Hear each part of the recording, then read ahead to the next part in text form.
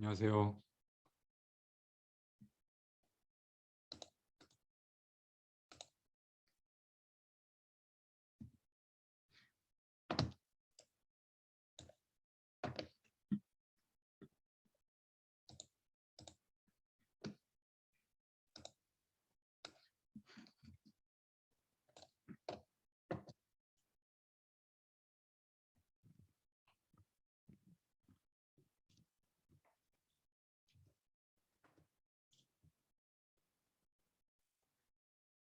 네, 바로 진행하겠습니다. 목소리 들리시죠?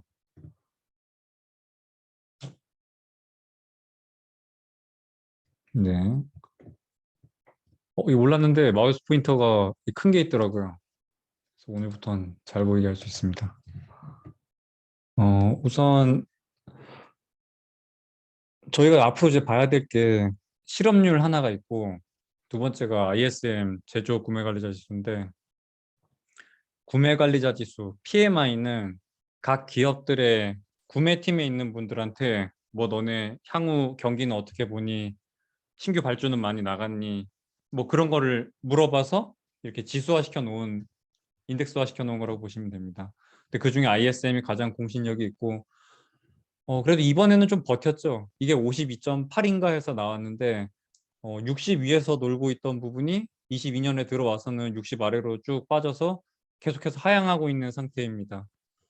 뭐 50 위는 팽창이라 그러고 50 아래는 수축이라 그러는데, 이미 50 위에서도 계속해서 PMI 지수는 빠지고 있는 상황이에요.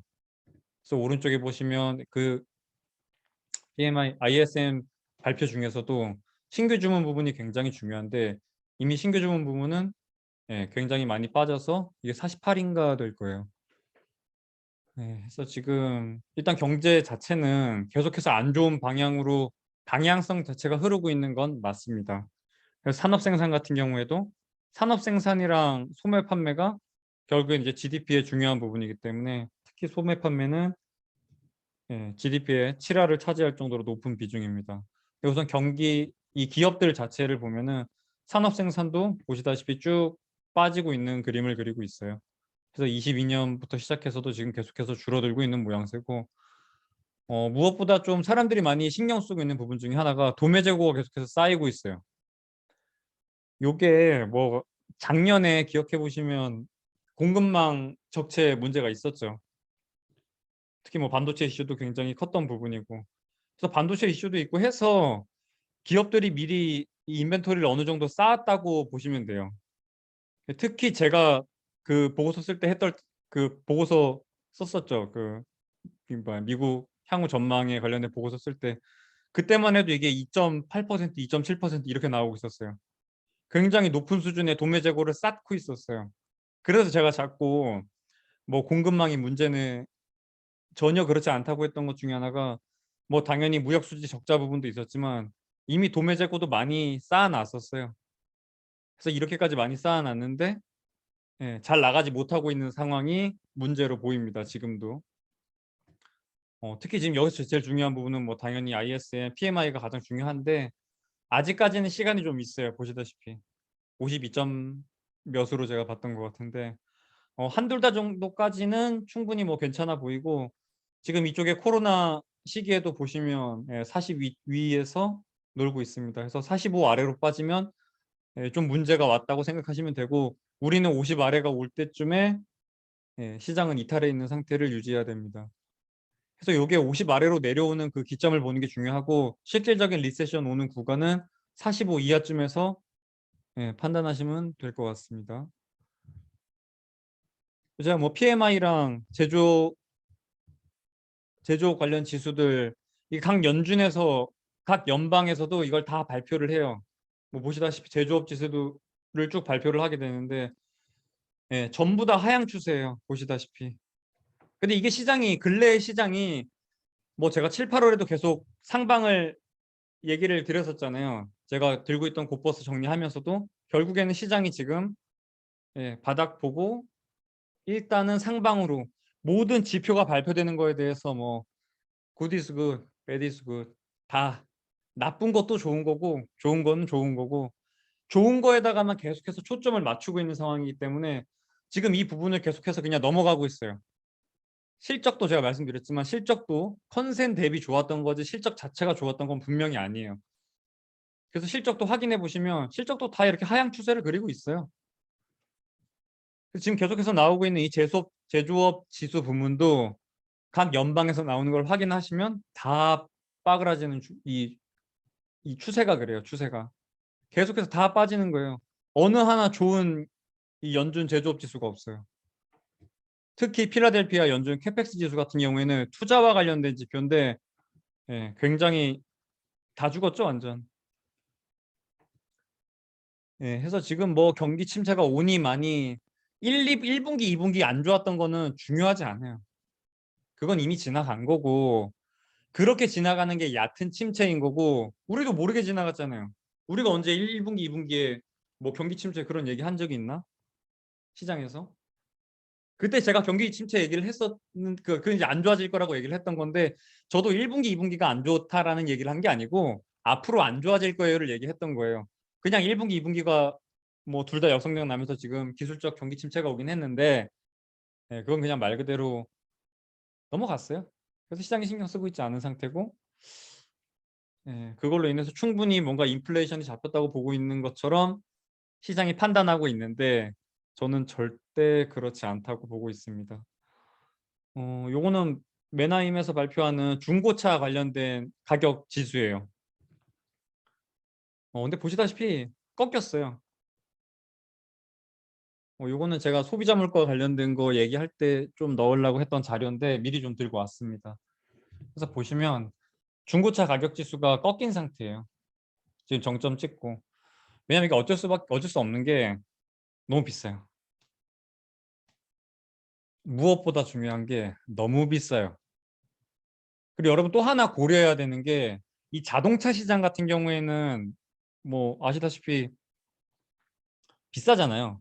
수천만 원을 하는 거기 때문에 뭐 제 친구들은 보통 이렇게 한 방에 처리하긴 하는데 보통은 이제 할부로 진행되는 경우가 굉장히 많죠. 미국은 특히나 할부로 거의 다 할부로 진행이 돼요. 그래서 지금처럼 이렇게 금리가 인상되는 시기에는 어쩔 수 없이 자동차 시장이 축소될 수밖에 없어요. 금리가 높아지면 자동차 시장에도 안 좋아요. 제가 이 중고차 시장 관련된 미국의 되게 큰 회사가 지금 기억이 안 나는데 거기 주가가 지금 굉장히 많이 빠졌어요. 그게 왜 많이 빠졌냐면 중고차 시장이 지금 여기 보시다시피 작년 초부터 시작해서 중고차 가격이 미친 듯이 상승하면서 그 중고차 업체가 굉장히 밸류를 높게 받고 있는 상황이었는데 이게 꺾였어요. 뭐 중간중간에 이렇게 뭐 유지되거나 꺾이는 부분들이 있었는데 이건 다 반도체 뭐 잠깐 풀리는 거나 뭐 그런 부분들이 있긴 있었는데 결국에는 쭉 원웨이로 지금 상승하는 추세를 유지하고 있었는데 이번 하락 추세는 확실히 눈에 띄게 하방으로 잡고 있는 걸로 보여집니다. 해서 근래에 이 금리 인상하고 있는 게 뭐 주택 시장도 당연히 모기지 금리에도 영향을 주고 있지만 자동차 시장에도 자동차 금융에도 영향을 주는 거를 좀 생각을 하셔야 돼요. 이제 보시면 이 자동차 생산 같은 경우에도 근래 꽤 많이 회복을 했어요. 작년에 그 공급망 적체 나오면서 쭉 빠졌던 부분들이 있는 거고 지금 중순부터 회복을 시작해서 그러니까 작년 말쯤부터 회복을 시작해서 어느 정도까지 올라온 상태예요. 분명히 쭉 상승을 했는데 자동차 판매 같은 경우에는 빠졌죠. 올해 초부터 시작해서 쭉 빠졌어요. 제가 생각했을 때 올해 초까지 좋았던 이유는 부의 효과. 우리 막 주식 시장도 많이 올랐고 미국의 주택 시장 가격도 많이 올랐기 때문에 부의 효과로 인한 자동차 판매량이 많이 급상승했었는데 여기가 안 좋았던 부분, 요 작년 중순부터 말까지 안 좋았던 부분은 자동차가 없었어요. 자동차가 없어가지고 이 판매가 안 됐던 부분들이 있는 거고 요 등록 대수도 보시면 굉장히 안 좋죠. 근데 여기는 진짜 자동차가 없어서 안 나왔던 거고 올해 이제 뭐 8월이니까 중순부터 와가지고는 분명히 생산량 연초부터 많이 늘어나서 3월부터 늘어났죠 보시면 3월부터 늘어나서 쭉 높은 수준을 유지하고 있는데 자동차 판매량 자동차 등록 대수를 보시면 못 미쳐요. 특히 자동차 판매 같은 경우에는 연초부터 시작해서 쭉 빠지고 있는 추세를 그리고 있어요. 그러다 보니 이렇게 중고차 가격도 좀 낮아지고 있는 상황이고, 아무튼 생산은 충분히 따라와 준 상태인데 그거에 미치지 못하게 판매가 되고 있고 등록대 수도 보시면 빠지고 있는 상황입니다. 그래서 이 부분만 봐도 일단 자동차 시장도 축소되고 있는 상황이에요. 이 중에서도 지금 맨하임 요 중고차 지수는 제가 나중에 자료는 만들었다고 말씀드렸었는데 이 소비자 물가 관련된 거는 저희가 향후에 뭔가 투자에 사용될 부분이기 때문에 이건 조금 아낄게요. 아직은 조금 지켜보는 걸로 합시다. 이게 제가 근래에 계속 이제 경기 침체 관련된 거 하면서 고용단에서의 뭔가 이 실업률 상승하면서 경기 침체가 오는 부분을 계속해서 말씀을 드렸는데 요 빨간색 차트가 오른쪽 레전드를 보시면 되는데 실업률과 관련된 거예요. 보시면 실업률이 아래에서 잔잔하게 있을 때가 문제가 아니라 실업률이 크게 상승하는 부분들, 이제 과거 차트 쭉 다 들고 온 건데 이렇게 급격한 실업률이 상승하는 부분에 있어서 보시면 이 음영 처리된 부분이 경기 침체인데 상승할 때마다 경기 침체가 왔어요. 어느 하나 빠짐없이 급격한 실업률의 상승이 나타날 때는 경기 침체를 동반하게 되어 있어요. 보시다시피 지금 한 뭐 열 몇 번 되는 건데 이거 전부 다 똑같습니다. 그리고 요 20년대 2000년도 이후부터 보실 부분은 이 실업률이 올라가는 거랑 이 파란색이 나스닥입니다. 나스닥은 왼쪽 레전드 참고하시면 되는데 역방향으로 움직이죠. 딱 데칼코마니처럼 움직이는 거 보이시죠? 해서 이게 지금은 이게 쭉 빠졌고 실업률 쭉 빠지면서 나스닥 잘 올라갔는데 근래에 지금 내려온 거고, 요거는 유동성이 축소하는 부분으로 지금 조정을 받았던 부분인데 향후에는 실업률이 지금 3.5%까지 내려왔던 게 다시 상승하면서 그냥 상승이 아니라 요 앞단에 있던 것처럼 급격하게 상승이 나올 거예요. 저는 확신하고 있어요. 확신. 이 구매자 요 앞에 나와 있는 이런 제조업 지수들 빠그라지는 부분이나 이 구매 관리자 지수 빠그라지는 부분들, 이 특히 PMI 같은 경우에는 지금 안 좋다는 게 아니에요. 그러니까 실물 경제가 안 좋다고 얘기를 하는 게 아니라 그러니까 누군가의 의견일 뿐인 거잖아요. 사실은 이거는 그냥 설문조사를 했더니 이렇더라라는 실물 경제랑은 사실 약간은 괴리가 있는 부분이 있어요. 근데 결국에는 이게 실물 경제로 넘어와서 타격을 줄 거고 그게 산업 생산이나 뭐 재고나 GDP 부분에서 나타날 거고, 그렇게 나타나게 되면 분명히 실업률이 올라갈 거라고 봐요. 그래서 지금 근래에 다시 이렇게 급상승하면서 뭐 10%, 15% 지금 되돌림이 나오고는 있는데 요거는 제가 말씀드렸지만 인디언 썸머 해가 지기 전에 아주 찬란하게 빛나는 신이 주신 기회 7월, 8월, 특히 8월에 이 CPI 부러지는 부분은 한 번은 우리가 먹고 나가야 될 부분인데 분명히 그 뒤에 오는 경기 침체에 대해서는 좀 생각을 하셔야 돼요. 그리고 이렇게 실업률이 올라가면서 경기 침체가 오는 부분은 진짜 엄청 질적으로 안 좋아요. 뭐 08년에 왔던 여기 08년에 왔던 금융위기 같은 경우에도 금융위기는 말 그대로 그냥 시스템 붕괴가 오면서 크게 빠그라졌던 부분인데 이런 부분 이렇게 실업률이 올라가면서 오는 거는 진짜 자살률도 굉장히 진짜 급상승해요. 이런 부분은 그 빅쇼트에서 나왔던 건데 실업률 1% 올라갈 때마다 몇만 명이 죽어난대요. 자살하는데. 그래서 굉장히 질적으로 안 좋아요. 그래서 이게 좀 걱정이 많이 됩니다. 그래서 우리는 그걸 좀 준비를 해야 되고, 그래서 제가 이거 경기 침체 이 아래 하단 차트 보시면 08년도 금융위기부터 지금까지 이렇게 쭉 잘라서 들고 온 건데 좀 확대해서 이거 보시면 그냥 딱 진짜 데칼코마니처럼 움직이는 게 보이시죠? 그래서 지금 여기서 뭐 잠깐의 되돌림이 나오고는 있지만 결국에 이거는 이 오른쪽 숄더 하나 더 만들고 다시 어쩔 수 없이 빠질 거라고 보고 있어요. 그래서 제가 지금 상단으로 잡고 있는 부분은 4,200 부분이고 오늘 설령 뭐 1, 2% 빠지더라도 그냥 그거는 이제 근래에 연속해서 계속해서 이제 매일매일 뭐 2%, 3%, 1% 올라가고 있는 부분이 있잖아요. 그래서 매일 그렇게 올라가는 건 없고 그냥 중간중간 분명히 뭐 한 차례 이렇게 조정이 있을 수는 있는데 이건 그냥 그냥 이 수익 실현하는 매물들 나오면서 빠지는 정도로 봐야 되지 뭐 2% 3% 빠지는 그런 급락 장세가 아니기 때문에 큰 하락으로 보기는 좀 어려워요. 해서 제가 보고 있는 부분들은 요번 7월 8월에는 일단 CPI 발표까지는 좀 먹는 게 좋아 보이고, 근데 뭐 그렇다고 저기 인베스팅닷컴 들어가 봐도 뭐 CPI 전망 그렇게 낮지 않던데 8.9%던데. 아무튼 앞으로 우리가 향후에 하는 데 있어서는 이 CPI 반락이 올 때 급락이, 그러니까 CPI가 계속해서 상승 추세에서 꺾이는 그 부분에서 기존에 있었던 이 경기 침체 부분들에서도 확인을 해봐도, 이거는 제가 뭐 저저번 시간 그 세미나에서도 말씀드렸었는데, 이런 경기 침체 구간에서도 CPI가 꺾일 때는 중간중간에 큰 반등이 한 번씩은 나왔다는 거를 기억을 하시면 좋겠고, 일단 제가 일단 이번 달에 나오는 7월 CPI가 저는 꺾일 거라고 보고 있어요. 분명히 꺾일 거라고 보고 있어요.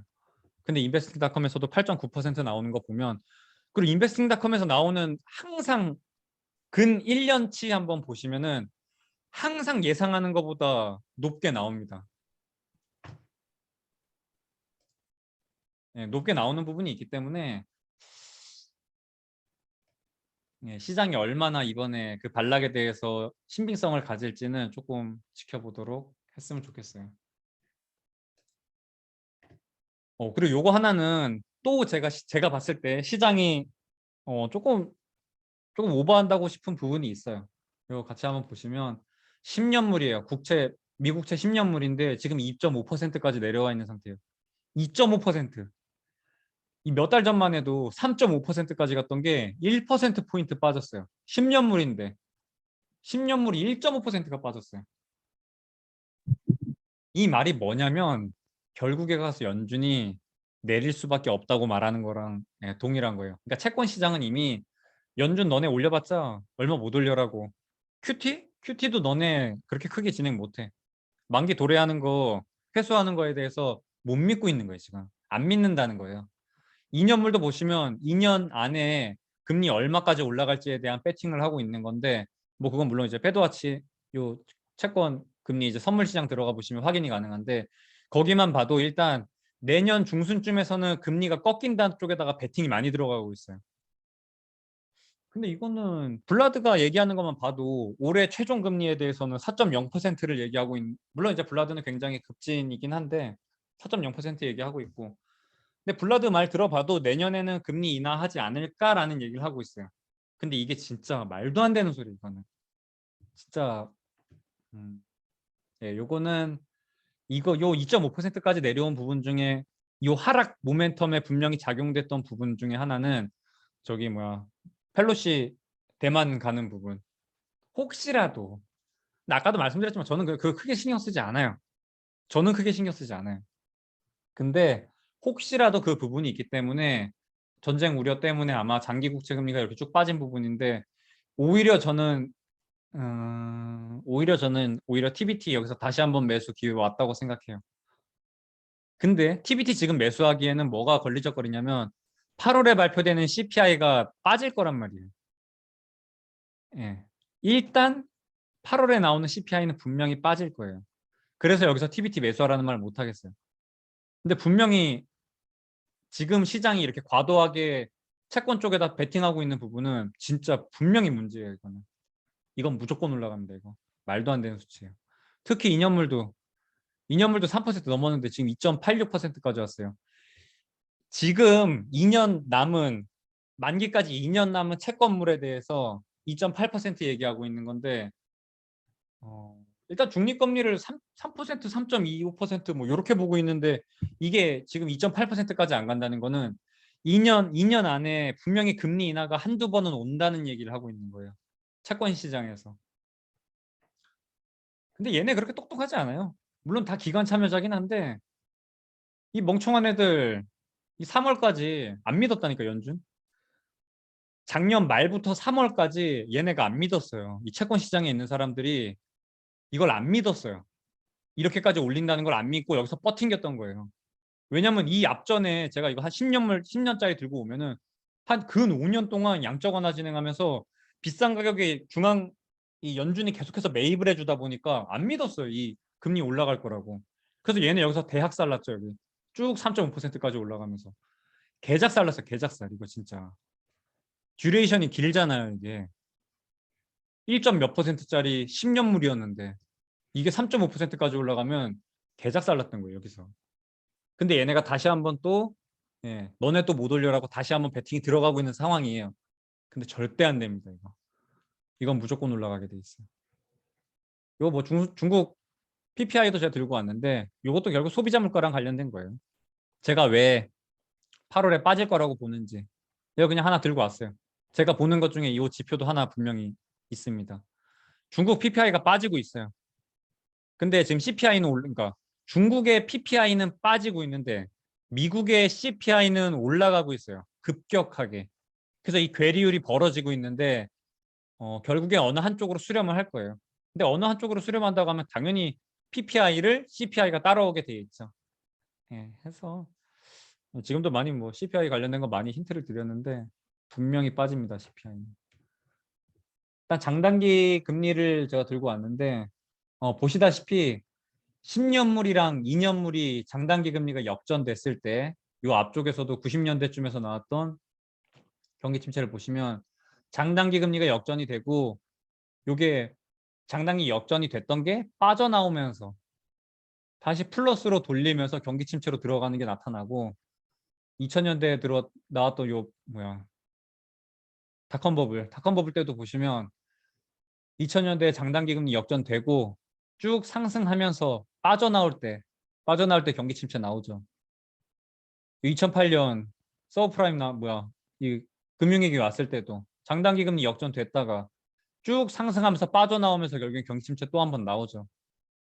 다시 요거는 뭐 유동성 때문이라고 말하기는 좀 그렇고 요건 팬데믹 때문에 그러니까 결국에는 경기 침체가 안 그래도 올 것 같았던 시기였는데 마침 팬데믹이 찾아와서 경기 침체 갔던 그 경기 침체입니다. 팬데믹 경기 침체죠. 요거는 정확히 얘기하면 좀 외생 변수가 들어온 경기 침체긴 한데 여기서도 분명히 이 장단기 금리 역전되면서 안 그래도 시장에서도 경기를 좀 안 좋게 보고 있는 상황이었어요. 팬데믹이 아니었어도. 그래서 여기서도 경기 침체가 한번 또 왔고 지금 보시다시피 30bp 가까이 장단기 금리가 역전이 된 상태입니다. 그래서 이건 장기적으로 제가 계속 내년에 분명히 기회 한번 온다고 얘기하고 있는 게 여기에요. 여기. 이것도 결국에는 상승하면서 빠져나올 때 장단기 금리 역전이 빠져나올 때 분명히 한번 꼬꾸라질 거라고 보고 있는 부분이고 요 아래에 있는 거는 그놈의 그 10년물이랑 3개월물이랑 비교해야 된다고. 진짜 파월 주댕이 진짜 몇 달 전에 요 장단기 금리 역전 났을 때 요 부분이겠네요. 몇 달 전에 장단기 금리 쭉 빠져서 이제 막 터치하고 했을 때 그때 파월이 나와서 그랬죠. FOMC 끝나고 연설 나와가지고 10년물이랑 2년물이 중요한 게 아니라 뭐 역사적으로 내가 연구를 해봤는데 10년물이랑 3개월물이 역전되는 게 중요해. 뭐 이런 헛소리 했던 부분 그때예요. 근데 그렇게 떠들던 요 개소리짓거리던 10년물이랑 3개월물도 결국엔 이제 역전대로 여기까지 내려왔어요. 10년물이랑 3개월물도 보시면 역전되고 나서 경기 침체 오고 역전되고 나서 경기 침체 오고 역전되고 나서 경기 침체 오고 그리고 이게 언제 오는지가 중요해요. 역전이 됐을 때가 문제가 아니고 역전됐던 게 빠져나올 때 이게 왜 빠져나오게 되냐면은 금리 인하해서 그래요. 단기물이 이 3개월물은 직접적으로 그냥 지금 기준금리랑 동일하다고 보시면 돼요. 이게 왜 그러냐면 FOMC가 6개월마다 진행이 되기 때문에 그러니까 6개월이래. 6주마다 진행이 되기 때문에 3개월물짜리잖아요. 3개월물. 저 안에 FOMC 끽해야 들어가 봐야 한두 개밖에 못 들어가요. 그러니까 지금 기준금리가 그냥 요 3개월물인 거예요. 뭐 그거 굳이 뭐 3개월물이라고 얘기할 것도 왜 그런지 모르겠는데 그냥 기준금리랑 10년물 비교를 하시면 돼요. 근데 그게 금리 인하로 가니까 3개월물이 금리 인하를 하면서 팍팍팍 떨구다 보니까 이게 빠져나오게 되는 거예요. 근데 금리 인하 왜 했는데? 경기가 안 좋으니까 했지. 경기가 죽어버리니까. 경기가 죽을 것 같아서 금리를 인하했고 그러다 보니까 3개월물이 급격하게 하락하고 10년물은 멀쩡히 있는데 3개월물만 급락을 하다 보니까 이게 빠져나오는 거예요. 빠져나오고 기준금리 인하할 때. 그래서 강영현 부장님도 계속 금리 인하할 때가 진짜 문제라고 얘기를 하고 있는 게 이 단기물은 금리 인하하면은 바로바로 반영이 된단 말이에요. 아무튼 요 파월이 떠들던 그놈의 10년물이랑 3개월물 핑계대던 야, 10년물이랑 2년물 볼 게 아니라 3개월물 봐야 되라고 몇 개월 전에 그 짓거리던 그게 지금 온 거예요. 결국엔 3개월물이랑 10년물이랑 지금 역전까지 온 거예요. 뭐 다행히 8월에는 잭슨홀 미팅밖에 없는데 9월에 이제 FOMC 있으니까 지금은 이제 10년 그러니까 3개월물은 가만히 있는데 10년물이 쭉 빠지면서 요게 지금 4bp밖에 안 남았어요. 그래서 요것도 곧 역전이 될 걸로 보고 있습니다. 그 제가 채권 시장이 저랑 뷰가 굉장히 안 맞는다고 하는 것 중에 하나예요. 이거 이제 잘 보시면 돼요. 금리 인하를 3월부터 시작해서 그렇게 급하게 땡겼는데 이거 인플레이션 지금 어때요? 이 아래 왼쪽 아래 보시면 인플레이션이 여전히 9.1%예요. 얘네 지금 3월부터 기준금리를 땡기기 시작했는데 지금 심지어 75bp를 땡기고 있는데 하나도 안 꺾였어요. 뭐 여기 8.5에서 8.3 잠깐 뭐 내려온 부분이 있는데 이렇게 원웨이로 쭉 땡기고 있는 상황이에요. 뭐 FOMC가 금리 인상하고 나발이고 간에 계속 올라가고 있습니다. 이게 왜 그러냐면 일단 주식시장이 마이크 왜요? 이거 뭐야? 마이크 바로 말씀해 주세요. 이 댓글에 누가 요 아래 보시면 입장 시 참가자 음소거가 있어요. 이거 누가 알려줬어요. 댓글 달아주시면 고맙습니다. 다시 돌아와서 일단 인플레가 안 잡히고 있잖아요. 근데 이 멍청한 채권 시장이 있어.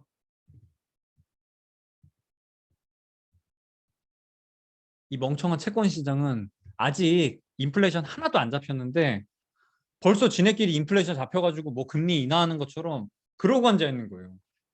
졸라 멍청한 거예요, 이거 진짜. 나 이거 이해를 할 수가 없어. 인플레이션 하나도 1도 안 잡혔어요, 지금. 근데 채권 시장은 지네끼리 저거 금리 인상 못 할 거야 이러고 앉아 있는 거예요. 말도 안 되는 짓거리를 하고 있는 거예요. 뭐 제가 예상하는 것처럼 그들도 분명히 7월 CPI가 낮게 나오는 거에 대해서는 분명히 알고 있을 거예요. 근데 왜 인베스팅닷컴은 아직도 8.9%인지 모르겠는데 일단 인베스팅닷컴에 나와 있는 이 인플레이션 8.9%예요. 근데 그 8.9%라고 하는 것도 사실 그게 죽는다고 보기는 어렵잖아요. 이 인플레이션이 죽어가고 있다는 걸 보기는 어렵거든요, 사실. 뭐 8.6%라 그래도 설령. 그걸 인플레가 낮아지고 있다고 얘기할 수가 있나? 그 1%뭐 빠지는 1%도 아니죠. 뭐 8점 중순만 나와도 8.5%만 나와도 0.6%포인트 빠지긴 하는데 그걸 인플레이션을 잡고 있다고 얘기를 할 수가 있나요? 그게? 그게 좀 이상한데 그래 뭐 당연히 저는 뭐 8.1%포인트 이상 빠질 거라고 보고 있어요. 굉장히 급락할 거라고 보고 있어요. 저는. 그래서 8월에 좀 세게 배팅하는 부분에 대해서 긍정적으로 봤던 거고 일단 이 미시간에서 발표하는 기대 인플레이션이 하락하고 있어요. 하지만 여전히 5% 이상의 높은 수준을 유지하고 있고 근데 시장이 되게 환호했던 부분 중에 하나는 미시간에서 발표되는 5년 내 인플레이션 기대치가 드디어 3%포인트를 뚫고 아래로 내려가서 이제 20.9%가 된 거예요. 그래서 되게 환호했던 거예요. 3%를 쭉 유지하다가 이게 2.9%로 내려왔어요. 근데 2.9%라 그래도 뭐 전혀 사실상 빠지진 않았어요. 기존에 있던 이 2점 몇 퍼센트 연준이 그렇게 원하는 목표 이 물가 목표치 2.2%까지 내려오려면 아직 많이 남았어요. 시장이 너무 빨리 움직였어요. 너무 말도 안 되게 움직였어요. 이건 제가 맞아요. 이건 분명히 제가 맞을 거라고 봐요. 미시간대 기대 인플레이션만 보셔도 2% 이거 5년이고 그냥 기대 인플레이션 보시면 2%가 원래 정상인데 지금 5%까지 올라와 있는 거예요. 전혀 낮아진 거 한 개도 없어요. 한 개도. PC 물가도 여전히 높죠? 전혀 낮아질 기미가 1도 보이지 않아요. 그래서 제가 생각하기에는 일단 8월에는 이 7월 CPI가 잠깐 급하게 내려오는 부분이 있겠다. 근데 그래도 7%, 5% 이거 여전히 연말까지 만약에 그런 속도로 내려온다고 했을 때 어디까지 내려갈지도 모르겠고, 그럼 뭐 5%, 6%면 낮은 수준인가? 전혀 안 그래요. 제가 생각했을 때는 연준이 이 인플레이션 잡기 위해서 경기 침체 다 연준 의원들 나와서 얘기하는 거 들어보면 절대 경기 침체 뭐 경기 부러진다고 해서 이 인플레이션 잡으러 가는 거를 늦출 생각이 없어 보여요. 지금 말하고 있는 거는. 그래서 연준은 딱히 거짓말을 하고 있진 않아요. 그러니까 연준 그 위원들이 말하는 거 보면은 뭐 경기 침체 오던 말던 요거 잡으러 갈 거야. 대신에 파월이랑 이 옐런은 나와가지고 계속 헛소리하고 있죠.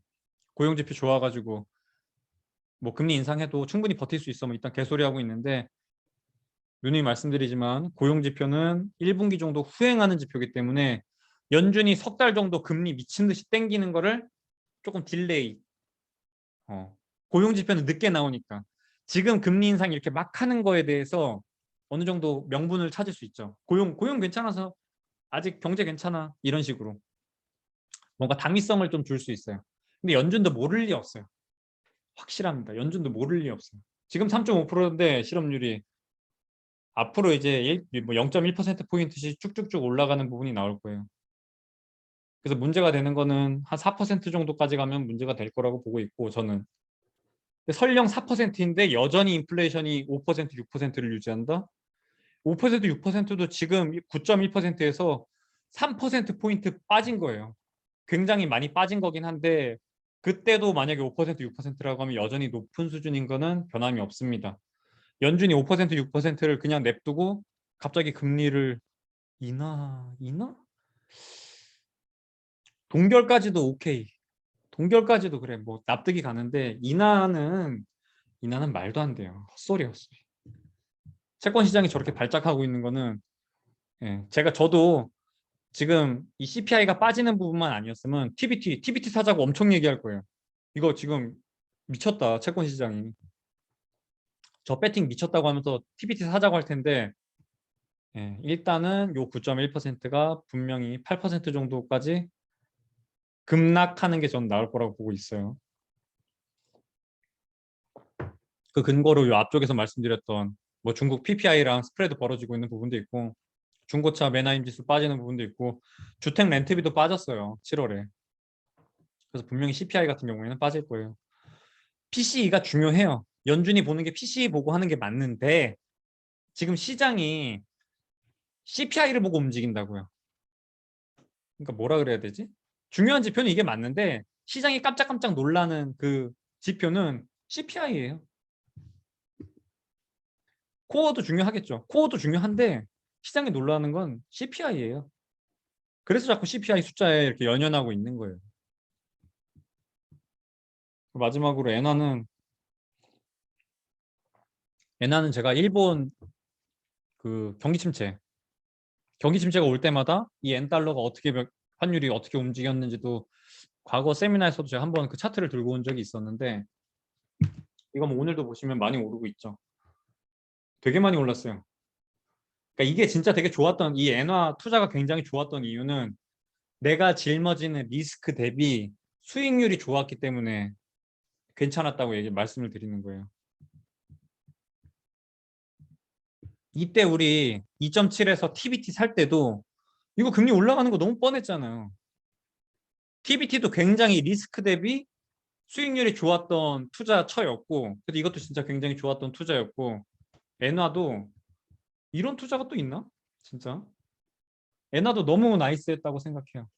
보시다시피 지금 급등하고 있는 상황이고 만약에 경기 침체가 온다고 하면 역사적으로 경기 침체 왔을 때마다 이 엔달러 환율 보시면 진짜 엔화에 대한 수요가 급등합니다. 급등해. 저번 시간에 이 국제정세 일본 편 보시면 엔화 투자에 대한 내용은 자세히 제가 지표들 많이 들고 와서 설명해 놨습니다. 그래서 괜찮아요, 이거는 진짜. 저는 연금이 저희가 아직 타이거가 안 돼가지고 저희가 8월에 퇴직연금 미래에셋으로 바꾼다고 저희는 합니다. 그래서 저는 아마 그거 바꾸면 이쪽에다 다 때려박을 것 같아요. 한 3천 정도 되는 것 같은데 그거 다 이쪽으로 넣을 예정입니다. 근데 벌써 이렇게 급등을 하고 있네. 근데 여기에 추가적으로 경기 침체가 오게 된다고 하면 분명히 엔화에 대한 강세는 더 일어나지 않을까 싶어요. 그래서 이 엔화 투자도 굉장히 유효해 보입니다. 제가 일단 오늘 준비한 건 여기까지고요. 제가 근래에 이 매일매일, 그러니까 매일매일이라고 하긴 좀 그렇고 평일에 한 2번씩 진행하던 이 세미나랑 아침마다 제가 하는 거랑 사실 그 2가지를 다 하기에는 너무 빡세요, 제가 요즘. 그래서 그냥 요즘 아침에 하는 거는 당분간 좀 안 할 예정이에요.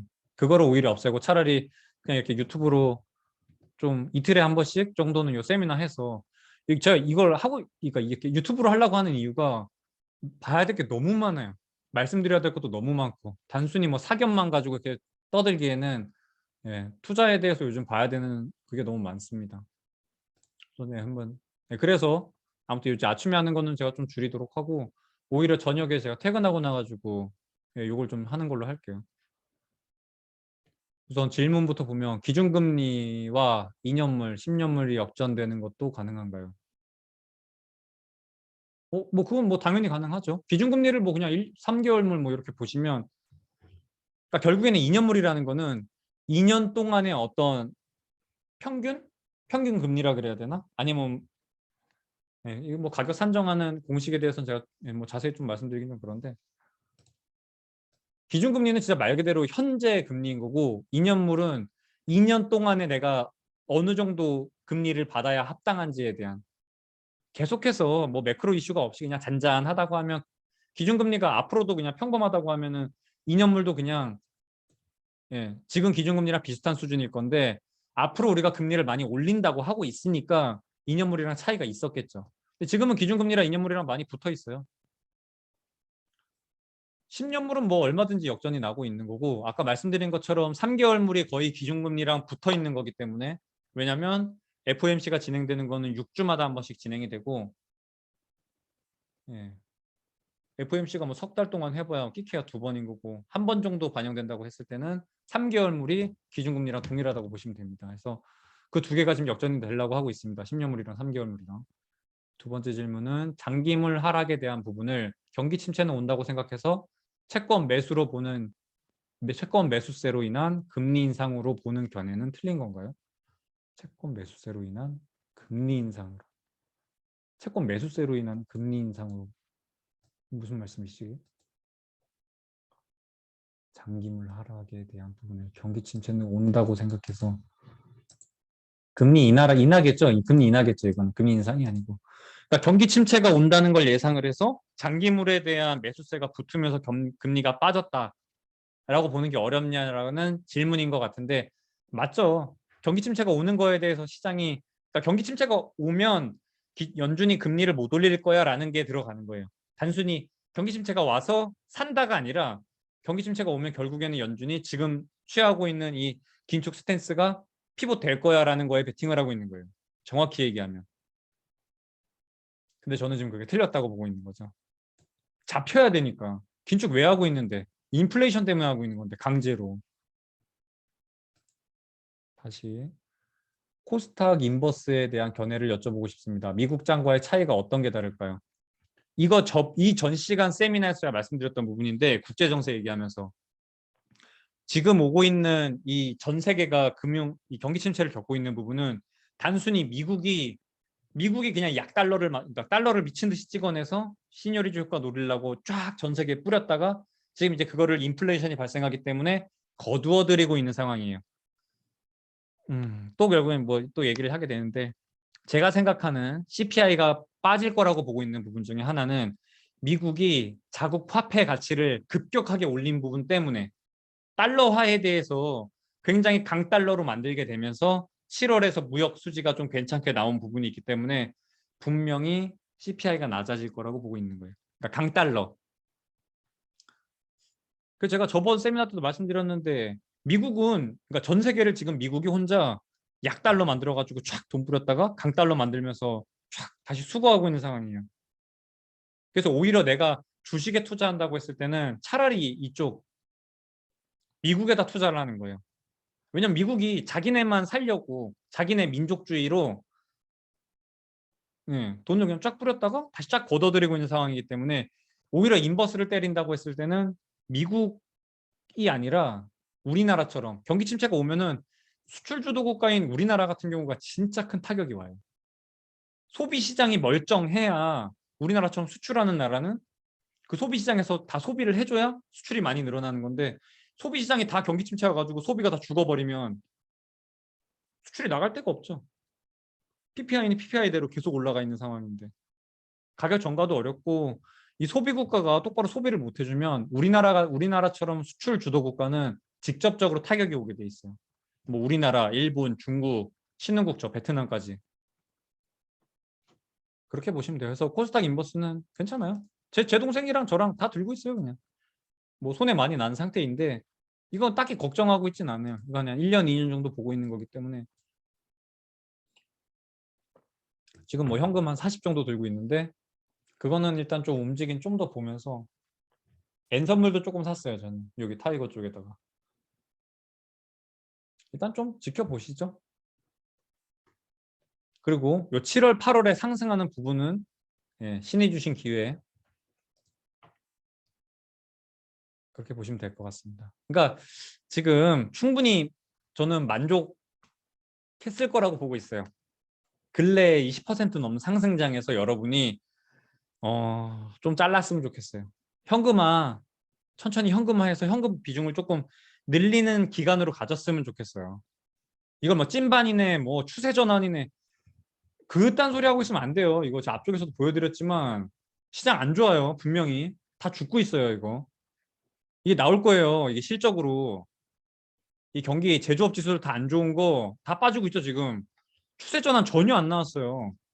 이 구매관리자 지수 빠지고 있죠. 시장 안 좋아요. 이거 분명히 뭐 추세 전환이 왔네. 뭐 일단 이상한 망상 하시면 안 돼요. 이거 지금 그런 망상을 하는 유튜버나 막 이런 게 막 있던데 전혀 그렇지 않아요. 이거 다 죽을 거니까 절대 뛰어들면 안 됩니다. 지금 오는 거는 그냥 기술적 반등으로 보세요. 그냥 CPI 반락 기대로 인해서 그냥 들어오는 물량이라고 보시면 돼요. 절대 추세 전환이라고 생각하고 막 100% 때려박고 이러면 안 되고 지금은 천천히 현금 비중을 늘려갈 때예요. 내가 손해가 났더라도 어딨어? 여기 급하게 내려오면서 내가 손해 난 게 있었잖아요. 근데 지금 뭐 다시 상승으로 돌리면서 좀 회복을 했을 텐데 어지간하면 진짜 반토막 막 3분의 30%만 남아있고 막 이런 거 아니었으면 지금 이렇게 상승해서 한 10몇 프로 손해다 이러면은 어지간하면 현금화 좀 비중 많이 늘리세요. 이거 찐반 아니에요 절대. 찐반이니 뭐 여기 채권 시장도 지금 난리 났는데 다시 이거 아니에요. 진짜 절대 아니에요. 말씀드렸죠. 이거 다 빠그라졌다고 지금. 여기서 올라올 때가 문제예요. 올라올 때가. 이거 확장되고 있잖아요. 장단기 금리 역전된 거 늘어나고 있어요. 이게 올라올 때가 문제예요. 멍청하게 금리 인하 언제 하나요? 막 이딴 거 묻지 말고. 그때 좋아지는 게 아니라 그때는 문제가 생겨서 이 피봇되는 거예요. 기준금리 올라가는 게. 네, 아무튼 일단 8월까지는 긍정적으로 보니까 꼭 현금 비중 늘리는 좋은 기회로 삼았으면 좋겠습니다. 그래서 오늘은 여기까지 할게요. 앞으로는 요 유튜브 그러니까 뭐야 이 세미나 하는 걸 좀 늘리는 방향으로 진행하겠습니다.